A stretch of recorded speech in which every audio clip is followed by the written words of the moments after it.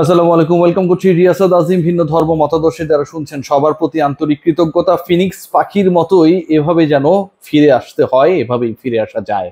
বাংলাদেশ দল যখন শ্রীলঙ্কার বিপক্ষে একটার পর একটা ম্যাচ হারছিল, তখন বাংলাদেশ দলের টি-20 সিরিজটাকে নিয়ে অন্তত প্রথম ম্যাচের পরাজয়ের পর কেউ আশাবাদী হচ্ছিল না। যখন বাংলাদেশ দলের শ্রীলঙ্কা সফরের থেকে রংপুর রাইডার্সের গ্লোবাল সুপার লিগে অংশগ্রহণ, সাকিব আল হাসানের দুবাই ক্যাপিটালসের হয়ে খেলা, এগুলোই গুরুত্ব পাচ্ছিল অনেক বেশি, ঠিক তখন টিম টাইগার্স ঘুরে দাঁড়ালো। টিম টাইগার্স এমন ভাবে ঘুরে দাঁড়ালো যেখানটায় প্রলয়ঙ্কারী শ্রীলঙ্কা পাত্তাই পেল না। বাংলাদেশ দল ব্যাটে, বলে, ফিল্ডিংয়ে এবং একই সাথে ইউনিটিতে আজকে যেই খেলার প্রদর্শন করেছে, এটা যদি অব্যাহত রাখতে পারতো তাহলে হয়তো ওয়ানডে সিরিজের সেই আফসোসটাও থাকতো না। প্রথম ম্যাচে বাংলাদেশ যেভাবে খেই হারিয়েছে, মোমেন্টাম হারিয়েছে, সেই ব্যাপারটাও থাকতো না। আলোচনা করতে গেলে অনেকগুলো ক্যারেক্টার আজকে আসে। Liton Kumar Das, captain under pressure, প্রথম ম্যাচে পরাজিত হয়েছেন। ওয়ানডে দলে তার থাকা নিয়ে অনেক প্রশ্ন। সেই লিটন কুমার দাস আজকে যে ইনিংসটা খেলেছেন, এক কথায় মাইন্ড ব্লোয়িং। ক্যারেক্টার হিসেবে আজকে আসেন শরীফুল ইসলাম। আগের ম্যাচে সুযোগ পান নাই, এ ম্যাচে তিনি সহ মুস্তাফিজ কামব্যাক করেছেন। পাওয়ার প্লেতে 3টা ওভারই করেছেন তিনি। সেই 3 ওভারের মধ্যে 2টা উইকেট তুলে নিয়েছেন। শ্রীলঙ্কার ব্যাটিং এর মোটামুটি মাজা ভেঙে দেওয়ার কাজটা করেছেন বাঁহাতি পেসার শরীফুল। ক্যারেক্টার হিসেবে আসেন আমাদের রিশাদ হোসেন। যেভাবে তিনি খেলেছেন, যেভাবে তিনি প্রতিপক্ষকে ভুগিয়েছেন, যেভাবে তার বল রিড করতে বারবার ব্যর্থ হয়েছে নিজের দ্বিতীয় ওভারে, দলের 11তম ওভারে যেভাবে রিশাদ শ্রীলঙ্কান যে স্বপ্ন শেষ মুহূর্তে নিশাঙ্কা এবং তার পার্টনার যে স্বপ্নটা দেখাচ্ছিল, লঙ্কান গ্যালারি যে স্বপ্ন দেখছিল, সেই স্বপ্নটাকে ভেঙে দিয়েছেন। এটার কোনো তুলনা হয় না। আর ক্যারেক্টার হিসেবে আসেন শামীম হোসেন পাটোয়ারি। আন্ডার-19 দলের শামীম পাটোয়ারিকে সতীর্থরা পাটু বলে ডাকে। সেই পাটু ব্যাট হাতে এবং ফিল্ডিং এ বাংলাদেশের মোমেন্টাম ব্যাটিং এর সময় এবং বাংলাদেশের মোমেন্টাম প্রতিপক্ষ যখন ব্যাট করছিল সেই সময়ে ক্রিয়েট করেছেন। এটাই যেন আজকের পুরো ম্যাচের চিত্রনাট্য লিখে দিয়েছে। আমি শামীম পাটোয়ারিকে নিয়ে আলোচনাটা করতে চাই শুরুতেই। শামীম পাটোয়ারি ব্যাট করতে আসলেন, বাংলাদেশের তখন ব্যাটিং এর অবস্থাটা অনেকটা হচ্ছে খুঁড়িয়ে খুঁড়িয়ে। 11 ওভার 4 বলে 4 উইকেট নেই, টোটাল স্কোর 78। আমি আবারও বলছি, 11 ওভার 4 বল মানে 70 বলে বাংলাদেশের রান হচ্ছে 78। খেলা বাকি রয়েছে 50 বলে। এই 50 বলে মানে 11 ওভার 4 বলে 70 বলে 78 রান করা দলটা 4 উইকেট যা চলে গেছে, পরের 50 বলে কত রান করতে পারে? 70 run maximum, 75 run maximum.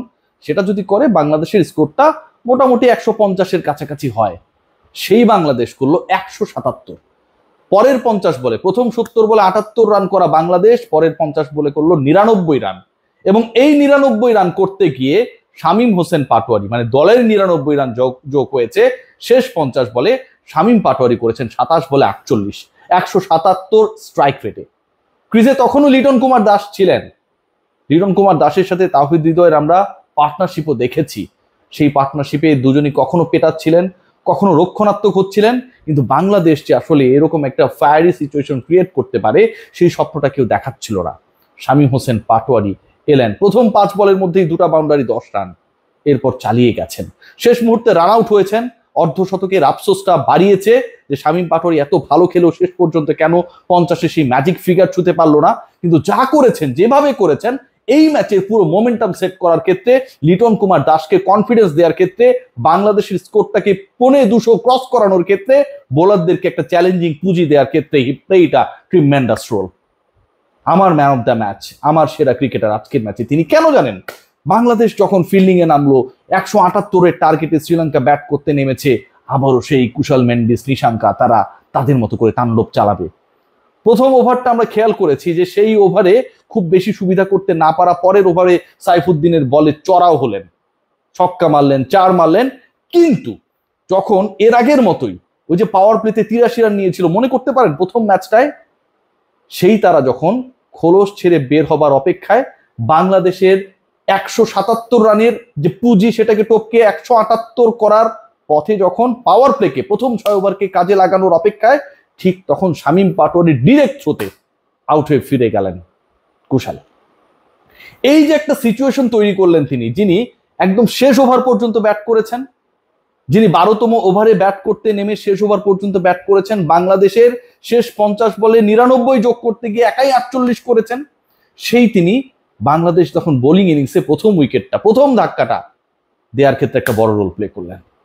Bangladesh আসলে ওই যে একটা ইন্সপিরেশন পেল, ধরুন আপনি একটা উইকেট পেয়েছেন, দারুণ বলে বোলার উইকেট পেয়েছে, কট বিহাইন্ড হয়েছে, ক্যাচ হয়েছে, কিন্তু যখন ডিরেক্ট থ্রোতে কোনো একটা আউট হয়, সেটার না আন্দোলন, সেটার যে চাহিদা বা সেটার যে মানে কি বলবো উদযাপনের ব্যাপারটা, সেটা যে মোমেন্টামটা অন্যভাবে একটু ক্রিয়েট করে, সেই ব্যাপারটা আসলে অসাধারণ। শামীম পাটোয়ারি সেটা করেছেন, সবাইকে জাগিয়েছেন মাঠে যারা ফিল্ডিং করছিল।